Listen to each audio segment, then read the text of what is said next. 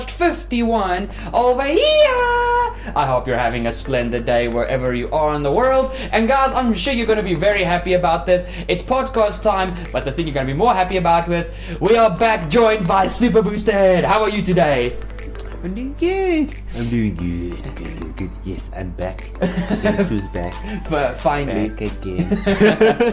Oh, guys. Okay, so Boosted recovered from COVID, guys. The COVID situation in South Africa is intense, but luckily he's back, and we are here. And I didn't die. Yeah, he didn't die, thank goodness. And we are here for the Styrian Grand Prix podcast. Now, before we start, guys, one thing I'm going to add with the podcast from now on is running you guys through the results. So just so you guys have an update at the beginning of the podcast, just like we do. So obviously, Styrian Grand Prix results. Max Verstappen won the race for Red Bull, banking a full 25 points. Lewis Hamilton came in second for Mercedes, a further 35 seconds behind, but Hamilton did get the fastest lap on the last lap of the Grand Prix, so he gets an extra bonus point. He takes home 19 points. Valtteri Bottas and Sergio Perez were in P3 and P4, battling it away. I really wished Perez would have caught Bottas before the end, but yeah, Red Bull cost Perez there with the pit stop. You had Lando Norris for McLaren in P5, Carlos Sainz and Charles Leclerc were P6 and P7 for Ferrari. Lance Stroll was in P8 for Aston Martin, very good weekend from Stroll. Alonso was in P9 for Alpine, with Yuki Tsunoda, the only AlphaTauri to finish in P10, scoring a single point. Then you had in 11th place Kimi Räikkönen for Alfa Romeo, just ahead of Sebastian Vettel in the Aston Martin. Daniel Ricciardo really had a bad weekend compared to his teammate Lando Norris. He finished in P13 behind Vettel and Räikkönen. P14 was the second Alpine of Esteban Ocon.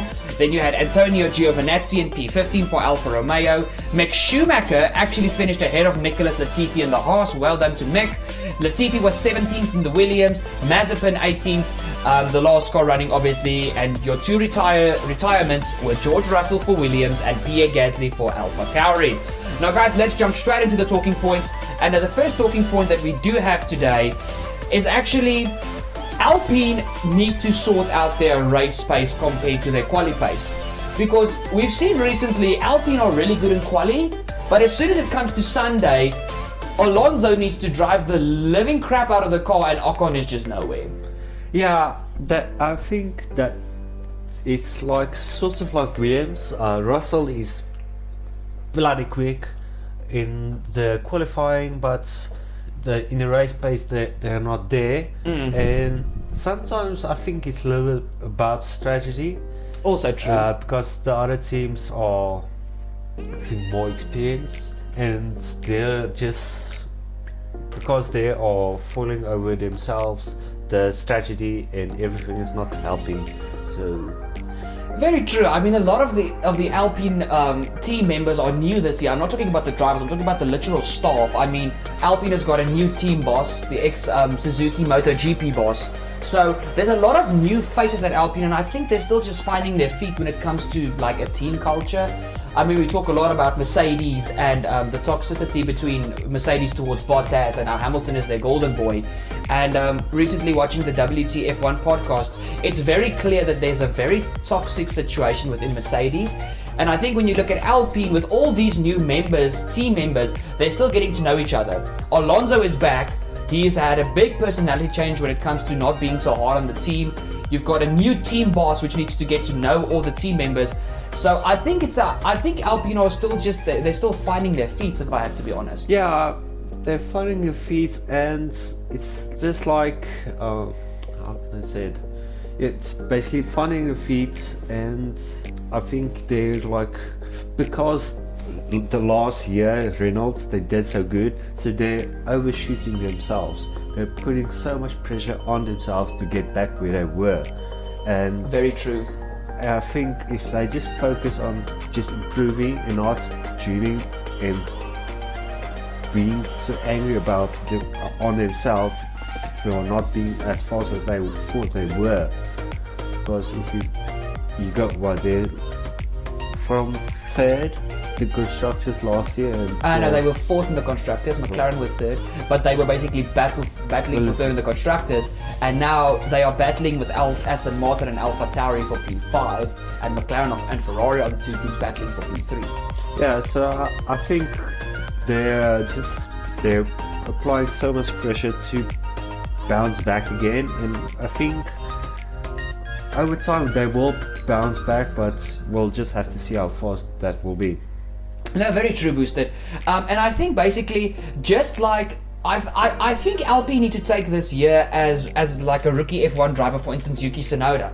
They just need to take this year, even in the constructor, not as important as it with the backing of Renault.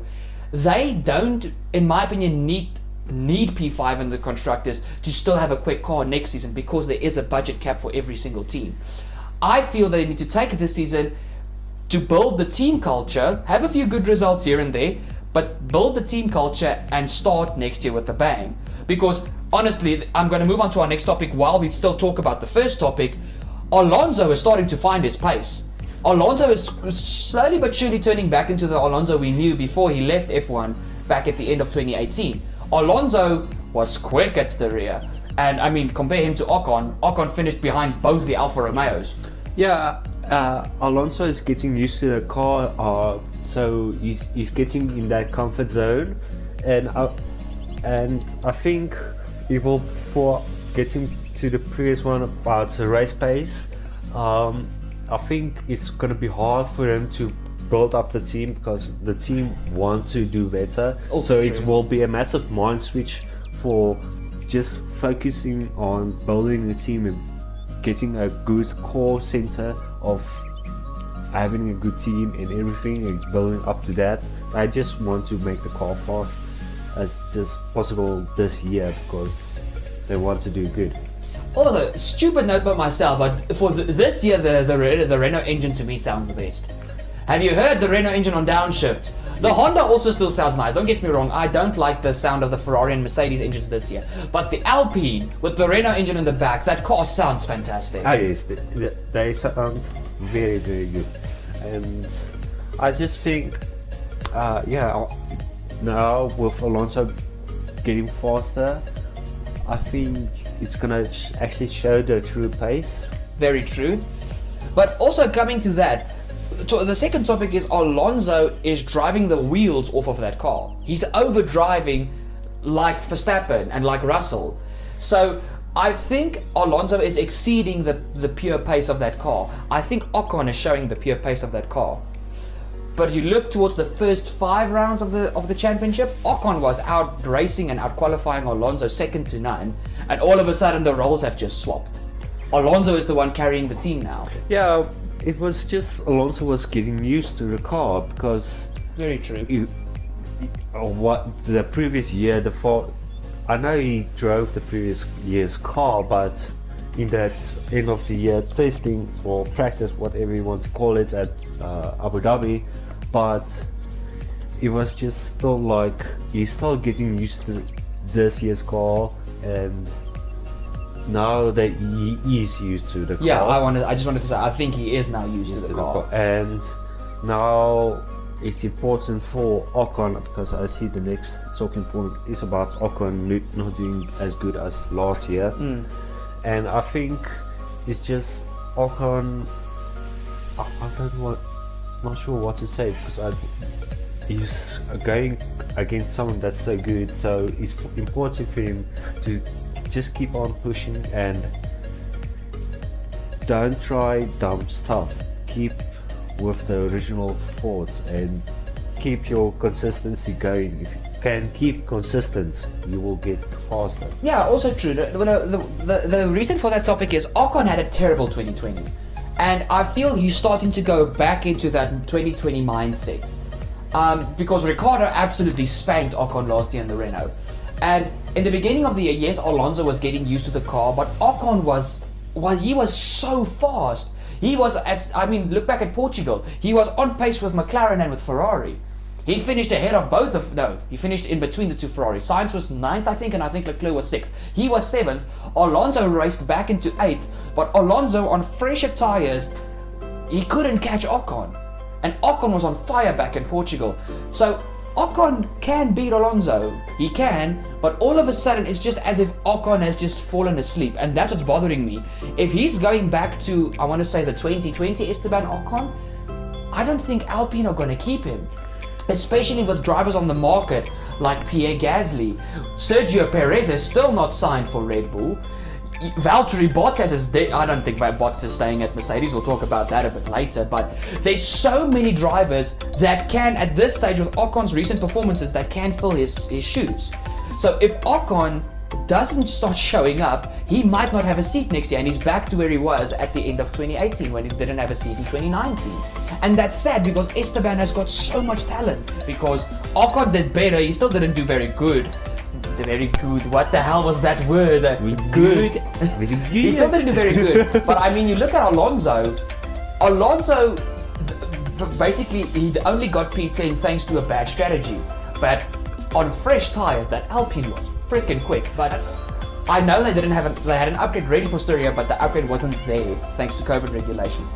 And I know basically all the teams except Haas brought upgrades for Styria. So Alpine were on the back foot for Styria, and yet Alonso still drove that car into P9. Yeah, I think it's. I saw a post. It's what Ricardo's doing. Ricardo said he's gonna use his home simulator to put in that extra hours to get used to the McLaren. And I think if Ocon can do something at this point, he will need to put in that extra hours. Yeah, he will have to. He needs to do, like, I want to say what Pierre Gasly is doing. I mean, if you look at Gasly's social media, Gasly literally wakes up in the morning, does his daily training, and then jumps on the simulator after he gets out of the shower. Gasly is on the simulator every day, and he's even started to get Yuki to do the same. And if I look at Sergio Perez, he's in the simulator every day. Ricardo now recently has started to realize, because Lando is in the simulator every day, he needs to do it. Because Lando is annihilating Ricardo, with all due respect to all the Danny Rick fans. Norris is giving Ricardo the spanking of his life. Norris is doing to Ricardo what Ricardo did to Ocon last year back at Renault. Yeah, Norris is really very motivated. I think he is aiming for glory this year. If Perez and Bottas don't sort out their game, I honestly think Norris can take P3 in the drivers. Yeah, I think so. But we are going off topic. Yeah, sorry, let's get back to Ocon. Sorry, just before we move on to the next topic. Like Norris, like Gasly, like Perez, Ocon needs to spend more time in the simulator. He has to. He just needs to find that one thing that helps him, works for him. I'm not saying it's the simulator, but something, maybe taking 2 minutes longer in the shower or whatever helps. Whatever floats. Singing I want to break free. Whatever works for him to get that extra pace, because because Alonso is on pace now, and we all know how quick Fernando is on pace. The thing is, if Ocon can match Fernando and beat Fernando on certain occasions, that is just going to make Ocon better. I mean, Van Dorn didn't get any better because Alonso annihilated Van Dorn back in 2017 and 2018. But just look at Lance Stroll compared to Sebastian Vettel and Sergio Perez. Because Perez, no matter how you look at it, Perez is a very experienced driver. He's been driving Formula 1 since 2011? Yeah. So Perez is experienced, and look what he did for Lance Stroll to take the two of the most experienced drivers on the grid and actually working with them and taking tips from them. Stroll is a lot quicker than he was 2 years ago. Yeah. I mean, so if Ocon can do that with one of the best to ever put on a pair of gloves, in my opinion, Alonso, it can do wonders for his career. But he needs to put in the hours. I think if Ocon beats Alonso, those two are going to be one of the fastest guys. Especially with the new regs next year. Yeah. So, Ocon, sort out your stuff, buddy. And now we're going to talk about my favorite talking points. What a race from Scuderia Ferrari. And before everybody in the comments frickin' swears at me, I know Leclerc made contact with Gasly on the first lap. But to go down to P18, I've literally put it here. Leclerc, P7 to P19, back to P7. That is an exceptional drive, and he was forced to do a two-stop thanks to the front wing damage. So it was not a one-stop race, it was a two-stop race. And Sainz, P11 to P6, constantly battling with the AlphaTauri of Yuki Tsunoda. Well, not Ricciardo, because Ricciardo was nowhere, but he was trying to match Norris on pace, and at the end of the race, his pace was on par with Norris. He didn't have such a good qualifying because both Ferrari, I can't remember, no, both Ferraris fell out in Austria. Sainz fell out in Q2.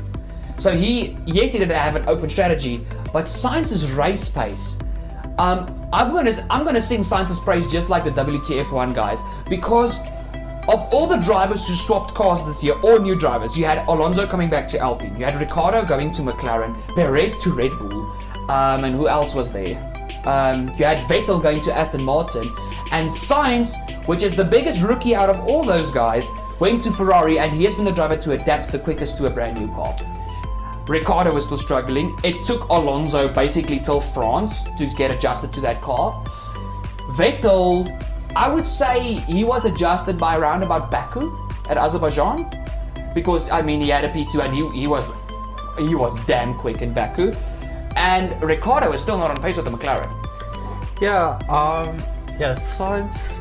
Sainz is what the other drivers should look up to, because he really puts in the effort.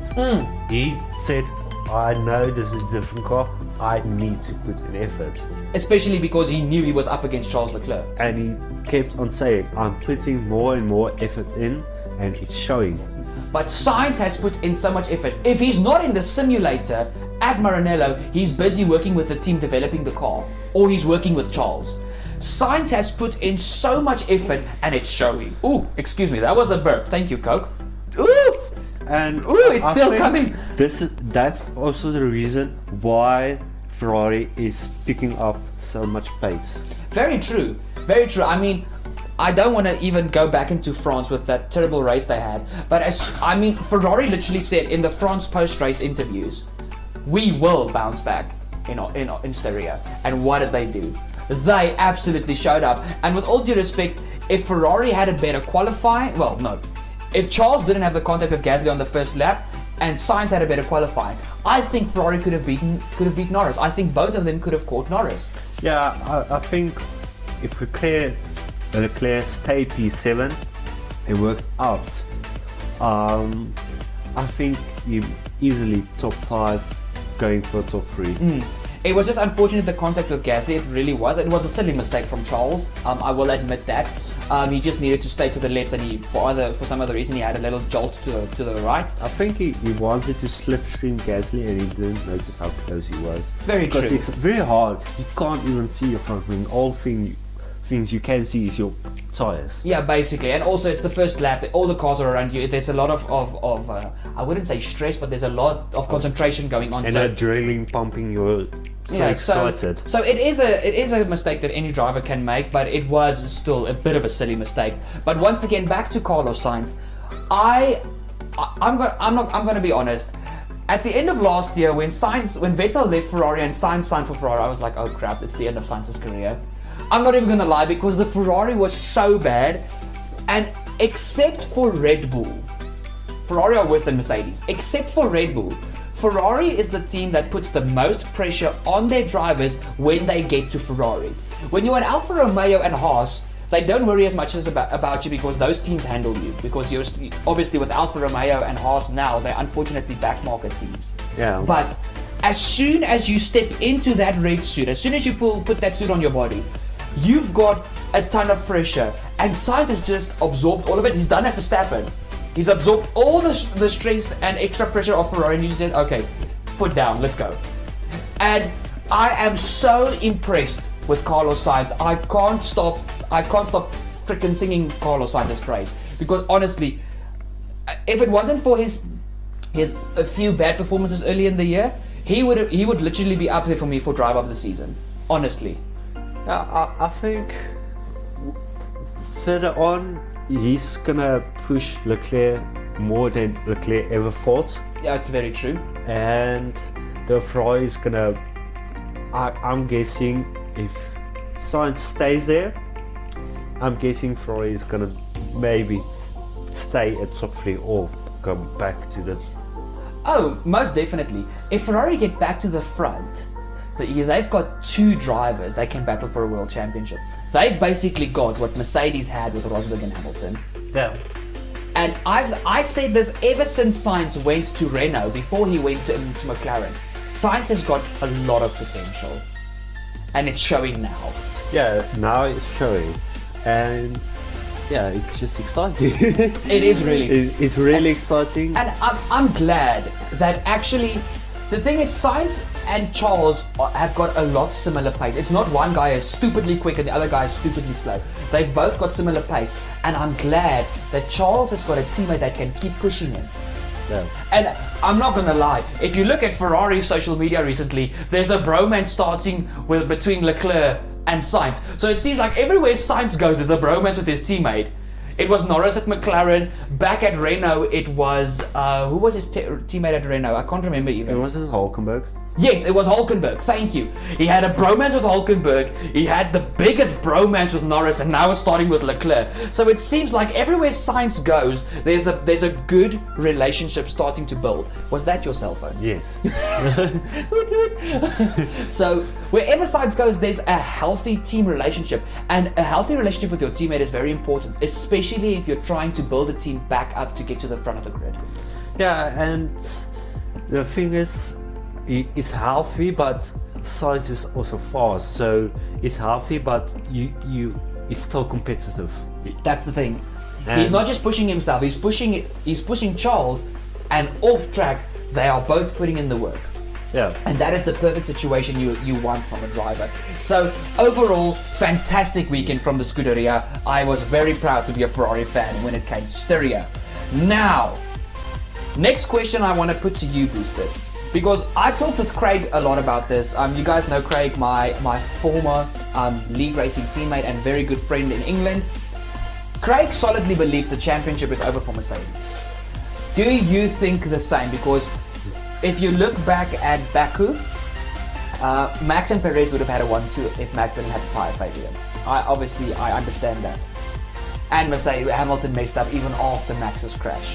We went to France. Got the magic button. We went to France, and Red Bull and Mercedes had very similar pace, especially race pace. Max just had the better strategy.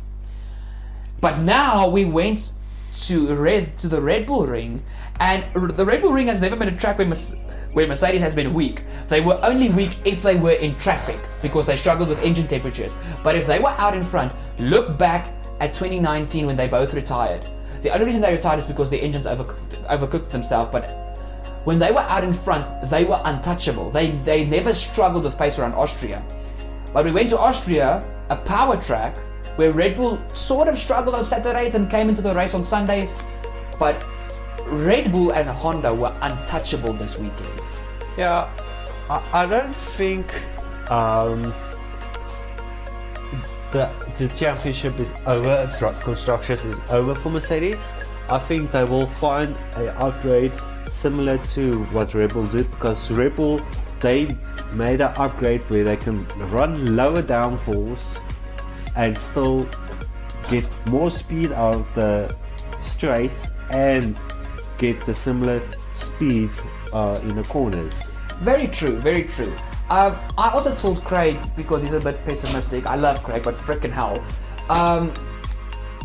We're talking about Mercedes here, we're talking about 7-time world champions. And if you look back at previous seasons, let's specifically talk about 2017 and 2018, where Ferrari was the quicker car. As soon as the summer break was done, Mercedes went into another gear as well as Hamilton. And now the thing is that people fight this topic with is Red Bull were always quicker in the second half of the season and they caught Mercedes. I get that. But Mercedes were, I don't know how to explain this, the amount of development and work that they are willing to put into their driver and their car when they know they can win the drivers or the constructors is insane. And yes, Mercedes have focused most of their staff and resources towards next year's car, but I don't think this championship is over by any stretch of the mind. A few of the tracks coming on the calendar are Mercedes hotspots. And I think people that think this championship is over between Verstappen and Hamilton and also Mercedes and Red Bull, I think you've got another surprise coming. now I thought about it. Now I understand why Greg maybe said Mercedes can't win the constructors, because yes, after the summer break, Hamilton and Mercedes are faster, but their main problem is to make Bottas as fast. And if Perez keeps doing better, well, Perez has adjusted to the car now. Perez is basically, race pace-wise is about a tenth slower than Max. Quali-wise, he's still got about 2 tenths to go. He's about 3 tenths slower than Max. Unless Bottas can beat Perez, Mercedes is not going to win. No, very true. So, the thing is, I can understand why the constructors might be over, but I still think there's a lot of water that still needs to run under the bridge before we can call this championship quits. This is what's the... This was, the stereo was round 7? Yeah, no, 7. Round 8, sorry, round 8. 8 of 20 races. Well, no, 8 of 23.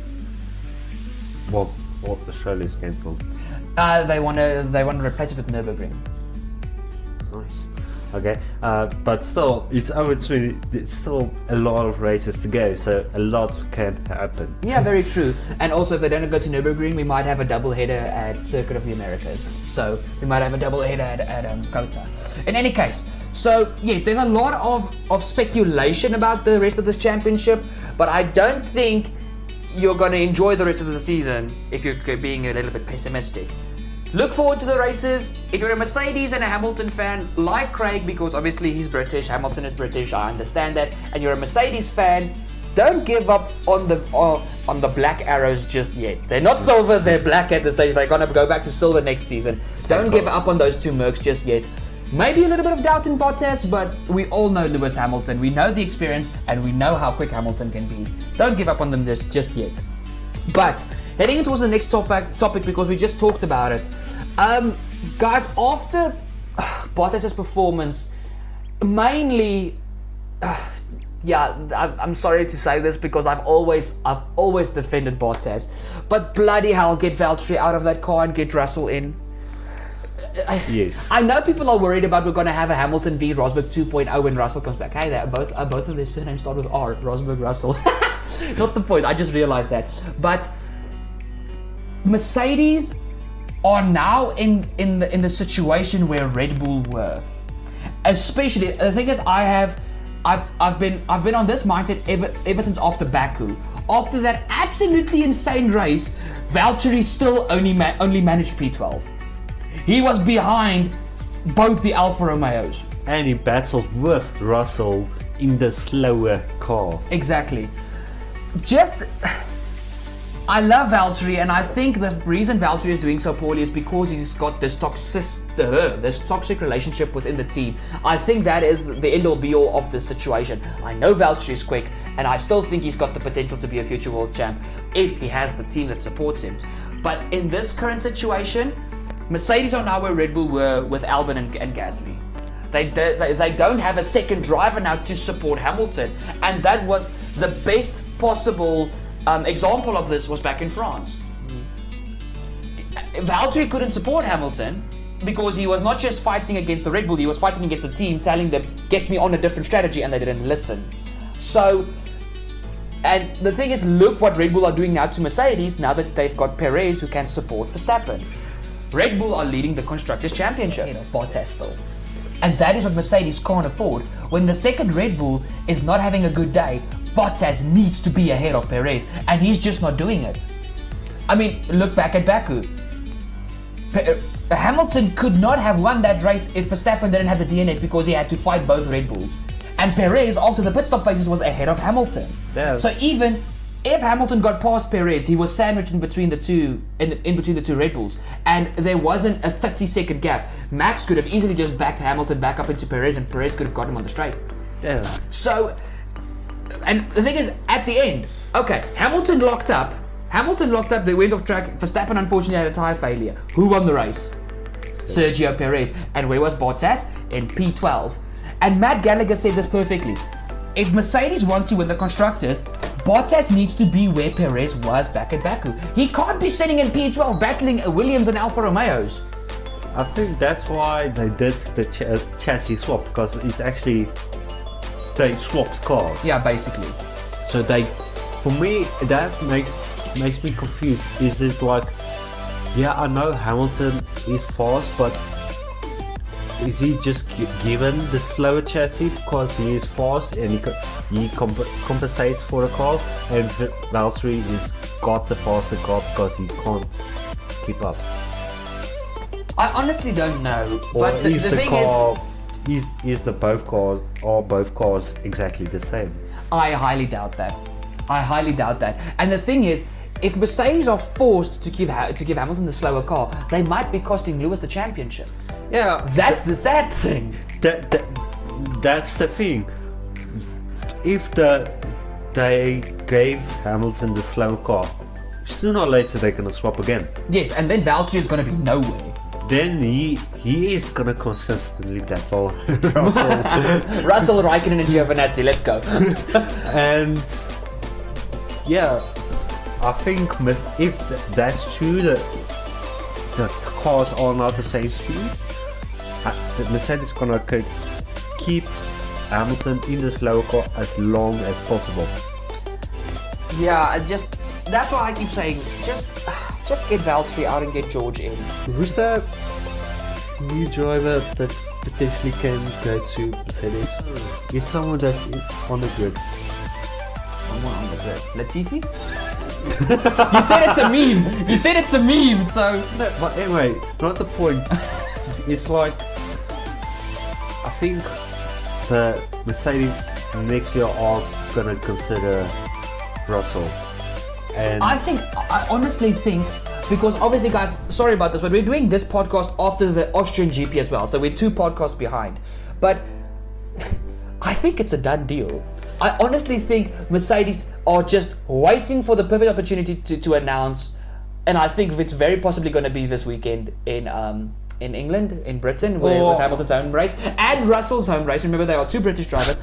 I honestly think they're just going to say, okay, by the way, George Russell has signed for Mercedes for 2022. I think it's a done deal because Bottas isn't performing. There were even rumors that Mercedes might drop Bottas before this end of the season. At the end of the summer break. Yeah. There were even rumors about that. Now, obviously, Mercedes on Red Bull, I know they won't do that. Mercedes don't believe in dropping a driver halfway through the season. It depends. No. It depends how much a big of gap Red Bull are going to make in the constructors. Okay, but imagine the slap in the face that would be to Bottas. Okay, after Hungary. Okay, by the way, you and Russell are swapping seats. Go to the slowest car on the grid. Yeah, but that's why I think that's why now, if you look at his type of driving, he's way more aggressive than he has been ever. And I think that just gives me a sign. They already told him, but you need to start driving, otherwise you're not driving for us next year. Yeah, so I honestly think it's a done deal. I think Mercedes are just waiting to make the announcement that Russell replaces Bottas. Unfortunately for Valtteri, hopefully another team picks him up, not Williams, because that would be extremely sad if Valtteri is not in Formula 1 or he goes to one of the slowest cars on the grid. But if he goes to Williams, how cool would that be? The 2 Finns fighting against each other. No, Raikkonen is an Alfa Romeo. My point. Oh, Back okay. off the grid. Okay, true, because Kimi's going to stay in Formula 1 till he's 160 years old. So that would actually be pretty cool. But you know what Tommy on WTF once said that made me so laugh? Imagine this happens. Russell goes to Mercedes, there's all this hype, Bottas goes to Williams, and next year the Williams is the quickest car on the grid with the technical regulation change. Imagine that. The biggest blow in your life, and next season Bottas wins the World Championship, Latifi P3 with like a Verstappen or a Leclerc or something in between. Imagine that. With next year's cars, anything is possible. That's the thing. So I hope just Bottas gets into a proper team that supports him. But let's move on, otherwise we're going to talk about this for another hour. Okay, into the final topics, guys. And this is an easy one. Absolute dominance from Verstappen for the Styrian Grand Prix. Yeah, I think when they realize at France they can run with lower downforce and use the tires more. Yeah, and actually still be quicker in the corners than the Mercedes. And be fast as hell in the straights, because the Mercedes can't keep up. The Honda, I mean, me and Jonny talked about it with the French Grand Prix race review. The Honda power is another animal this year. And I think with the less downforce they're running, it's just making that bigger of a difference, and that's why it was so easy for Max. Very true, very true. Touch the Red Bull. And I think it's the first time in a really long while he had that feeling, because always where Red Bull was in front of the Mercedes, like Hamilton's like, oh no, I'm playing with them. Now he's like, I'm giving everything I got, and it's not doing anything. Yeah, that's very true. I mean, if Verstappen was, because it was never Albon or Gasly, unfortunately, but when Verstappen was leading a race, it's true what you say, Hamilton was playing with Verstappen. Verstappen was the one pushing with everything he got, and Hamilton was just like, okay, I'm waiting to overtake you. And unfortunately, 9 times out of 10 for Hamilton would have overtaken Verstappen, unfortunately. So now that the roles are reversed, and Hamilton is the one that basically feels a bit helpless, I think really the pressure is starting to get to Mercedes and Hamilton. I really think it is, because it's the first time in, 2021, in 3 years that Hamilton has been in a championship fight. The last time was with Vettel in 2018. Yeah. 2019 Mercedes were dominant. 2020, last year, that car was, that W11 was untouchable. That's the fastest race car ever built. They were untouchable. And this year it's just like Red Bull are just like, well, hello, I'm still here. Yeah, and I think that's why it's gonna be very hard for Hamilton. He needs, if he wants to stay in the fight, he will need to find something for him. They will need to find pace in the car. Definitely, and most he definitely. will need to find more pace somehow in himself. But look, if there's one person that's able to do that, it is Lewis Hamilton. Yeah, but the thing is, the one question is, how much can he push him? How close is he really to his maximum limit? Because you can only push as hard as you can if the car, because that's the thing, the car needs to get quicker, then you will find pace. Very true. The car needs to get quicker. That is a very good point you have there. Let's just have Mercedes pull their fingers out of their butts and they do something to be on pace with Red Bull. Because I don't want this championship fight to be over by when we get to like Monza or something, because that will just be sad. It will be sad, but I think that will be a proper reminder to Mercedes, you're not as untouchable as you thought you were. Very true. Because that's a proper spanking. Yeah, that is. That is. And I promise you, with Red Bull and Max Verstappen, especially Max Verstappen, he's in that ruthless, I'm gonna push as hard out as I will, and I will win type of mindset. I want to say he's got a John Cena type of mindset. I don't know if you've ever watched the video when John Cena debuted in 2004, I think. That's 12 rounds. No, where he literally walked down to the ring with his old stupid theme song, looked Kurt Angle in his face, and Angle asked him, what do you think you've got that other rookies don't have? And he told Angle in his face, ruthless aggression, and he smacked the spit out of Angle's face. And I think that's the same mentality that Max has. Yeah, Max is on that charge, and if Mercedes don't get together, they're not gonna stop him. Yeah, true. Max in the Styrian and Austrian Grand Prix, he wasn't completely pushing that car to his limits. And I promise you, Verstappen knows where they can find more pace. Yeah. Verstappen and Perez both, not just Verstappen, but Perez as well. So Mercedes need to find something. But guys, moving on to the penultimate topic. And I honestly want to give him a proper hand here, but a fantastic weekend from Lance Stroll. Really well done. P8 in the race, not the best quali, but Stroll was really good in the race. And I mean, if I look back at the battle with Leclerc, in the race highlights it doesn't show that, but Leclerc struggled a fair few laps to get past Stroll. Stroll was really on good pace. He outdrove Vettel completely. And just an overall really good weekend from Lance Stroll.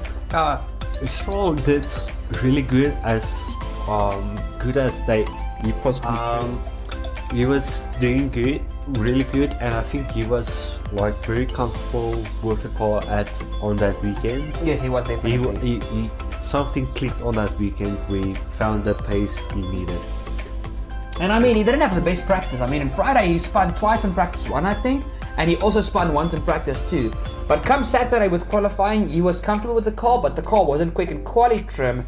But the amount of comfort that he had with the car showed on Sunday, because Stroll was really quick.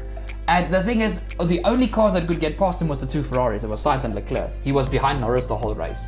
So he kept all the other cars behind, and I honestly just think Stroll is really, to a certain extent, very underrated. He's not as slow as he was, and it was a really proper weekend from Lance Stroll. It's like we always say, no points for Saturday, points are for Sunday in the race. Yeah, the points are for Sunday on the race, and I think if the team also keep very sharp on strategy, because you need to give the driver a very good strategy. Also true. And there's nothing else for more to say. He really did good. He kept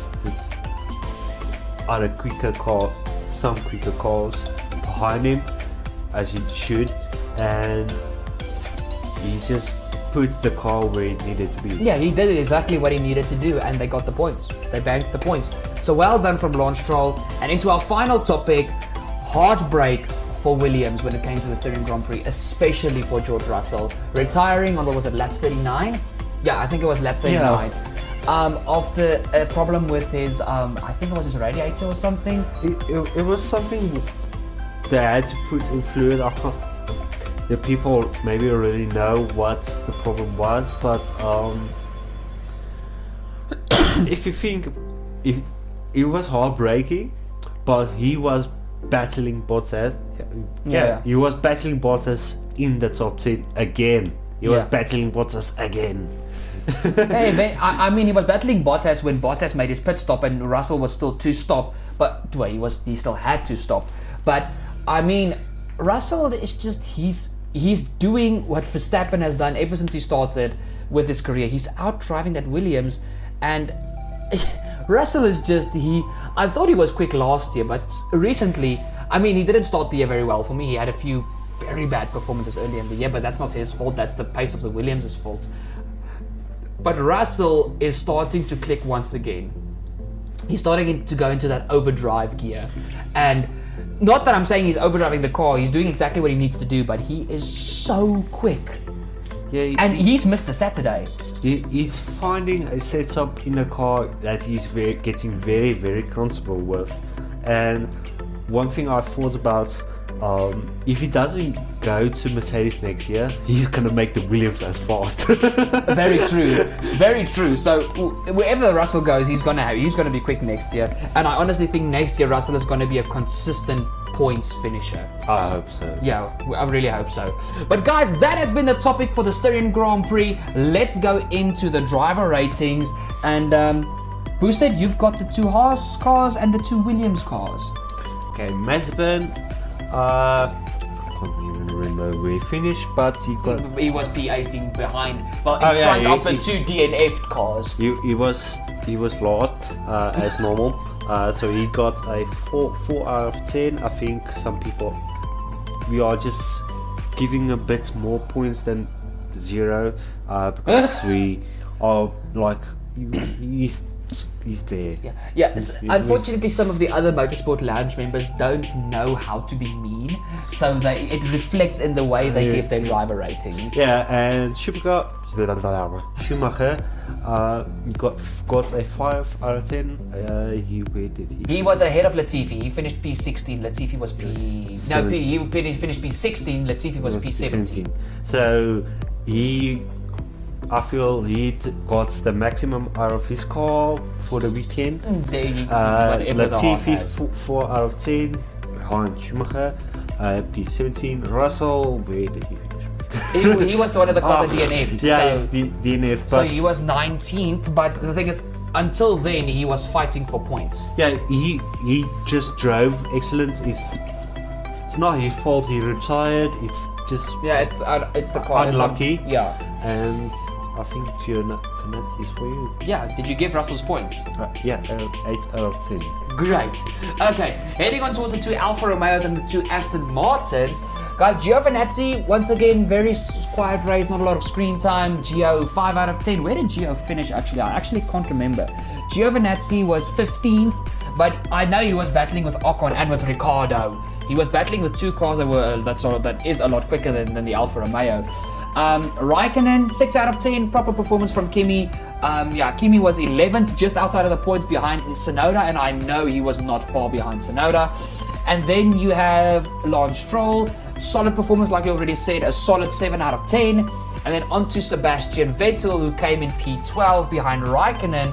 Alonso. Vettel gets a 6 out of 10. Boosted, you've got the 2 Alpines and the 2 Alpha Tauris. Ocon didn't do as good. He finished P14. He got 4 out of 10.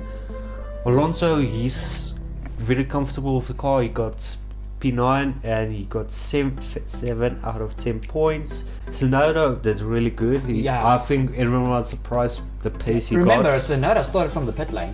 Yeah, he started from pit lane, so he got 7 out of 10. Gasly didn't finish it due to the the accident with Leclerc. He got a bad puncher. He got 4 out of 10. And then I'm next. So the next two teams we are discussing is McLaren and Ferrari. So guys, Ricciardo, absolutely terrible weekend, fighting with Ocon and Giovinazzi for P13. That's not what you want when your teammate is finishing consistently in the top 5. So Ricciardo gets a very, very, I think it shouldn't even be this high, but he gets a 4 out of 10. Lando Norris, on the other hand, had a fantastic weekend, finishing in P5, battling with Bottas and Perez throughout that race, and Norris gets a solid 9 out of 10. Heading towards the Scuderia, we are heading towards Ferrari. Fantastic weekend from both Ferraris. Carlos Sainz, 9 out of 10, having a solid fight, and Charles Leclerc fighting himself back from P19 to P7, a solid 10 out of 10 for Leclerc. And Boosted, you've got the final 4 cars, the 2 Mercedes and the 2 Red Bulls. Well, Bottas, I would say, for my personal opinion, he did good. He was top 3, he got a 6 out of 10. The only reason he beat Perez is because Red Bull messed up a pit stop. Yeah, he didn't do. At least he wasn't in the bottom out of the top 5. But anyway, Hamilton, he couldn't touch Verstappen. We gave him a 7 out of 10 because at some points actually Bottas was catching up. Yeah, at some point Bottas was the quicker Mercedes. Perez, he drove fantastic. They just messed up the pit stop for me. 8 out of 10. And Verstappen, he was on a weekend cruise. He got 10 out of 10. But everyone was, for me, I think everyone was just excited. He won again. Yeah, because he's so close to his home country. Dude, imagine the crowd when we go to the Netherlands, when we go to Zandvoort. We thought it was bad in Austria. We're not going to hear the commentators in Zandvoort. No. So, in any case, guys, that's the driver ratings. So now heading towards the standings after round 7 for our self-created Constructors' Championship for the teams to see who will be the team of the season. Still in P10, it is Haas on 53. This is the previous standings after France.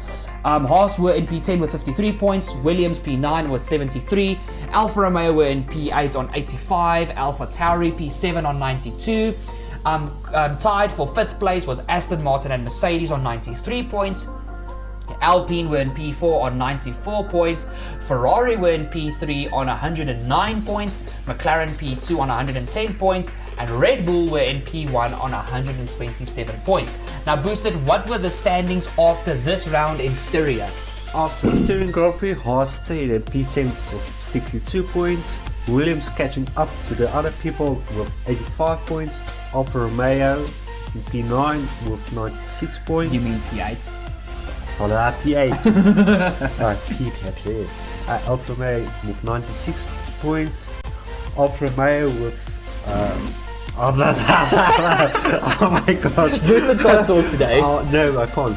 Alpha Tauri in 7th place with your thing is incorrect. With 103.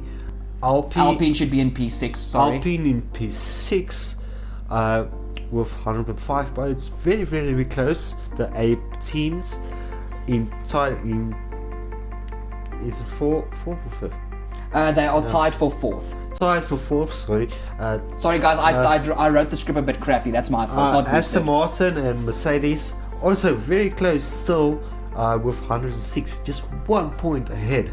McLaren dropping to 3rd place with 123 points and Ferrari into 2nd with 128, and Red Bull just increasing their gap with 145 place, 145 points in 1st place. Okay, thank you, Boosted. Now guys, heading into our 2021 Styrian GP predictions. Sorry guys, last season Austria was first and Styria was second, and this year Styria was first and Austria was second, so we keep swapping the two. But our Motorsport Lounge predictions for the 2021 Styrian Grand Prix, Boosted, why don't you do myself, yourself, Demi and Jess, and I'll do Jonny, Janco, Melanie, and Jadepie. So you've got the first 4. Okay, you predicted Ferrari bounce back. That's it. Literally. Yeah, literally. Alonso top 8, Bottas beats Hamilton. You got 5 points for, I'm guessing, for Ferrari bounces back. I missed out on Alonso getting a top 8 with 1 position. He got 9. I got totally wrong. Bottas, Perez with Perez podium, 1 position away. If Red Bull didn't mess up his pit stop, he would have gotten 5 points. Norris top 4, he wasn't. No, he was 5th. He was 5th. Vettel top 8, also not. Yeah, Vettel was P12. Yeah, behind Raikkonen. And then Demi? Demi, she said Verstappen, no, top 3. She thought Verstappen was not going to be on the podium. She's wrong. That was totally wrong. Ferrari top 10, she got that. And Giovinazzi in top 13. He was 15th, so unfortunately she didn't get close, that. But no cigar. And then Jess? Verstappen top 3. He was the top 3. Yes. Perez top 10, she got that. And Vettel top 10. He was 12. 12, not. So she got 10 points. Thank you, Boosted. Now heading towards her brother, Jonny. Jonny said Verstappen wins, even though he misspelled Verstappen. It's 2 P's, not the point, which he got 5 points for. Lando in the top 5, which he got his second 5 points for. And he said Ricciardo in the top 7, which unfortunately was not very correct. Ricciardo almost doubled his prediction. He was 13. So Jonny got 10 points. Janco said Verstappen podium. I think that's an easy 5 points. Ricciardo top 10, which he did not get, but he did get an extra 5 points for saying Perez in the top 5. So that's 10 points for Janco. Now, the next one needs a proper congratulations, guys, because Melanie is the first person to get 3 correct predictions, and she does not just get 15 points. If you get all 3 of your predictions correct, you get a bonus point, so you get 16 points. Well done, Melanie. Her predictions were Verstappen wins, a Ferrari top 10, and a Perez top 5. So she banks a full 16 points, and she is now solidly in the running for this championship within the Motorsport Lounge. And then finally, Jadepie said that Verstappen wins. She got 5 points for that. Both Red Bulls in the top 3, which she unfortunately missed out on because Perez was P4, and Norris top 7, which was a second 5 points. So Boosted, quickly read us the standings after France, the standings after round 7, and then I'll read the latest standings. After France, Janco was with 5 points in P8. Jadepie was in P7 with 10 points. Melanie and Jess were tied for 5th place with 25 points. Demi and yourself, Turbo, you were tied in 3rd place with 30 points. Jonny was in 2nd place with 35. I was in the lead for once in my life with 40 points. Aha! Alright, now the standings after round 8. Janco is still in 8th on 15 points. Jadepie is 7th on 20 points. Then it is a 3-way tie in 4th place between myself, Demi and Jess, we are all three tied in 4th place on 35 points. Boosted, you've gone from the lead, fallen all the way to 3rd on 40 points. Melanie is now in P2 on 41 points due to her very strong predictions. And then Jonny is now leading the way on 45 points. So it's very interesting here at the top. But basically, guys, I just did a pit stop. I'm coming back. Just basically how this works, for Janco and Jadepie to catch up to us, we've said that they can go for easy predictions, but as soon as they have caught up to us, I have already discussed this with Jonny in the previous podcast.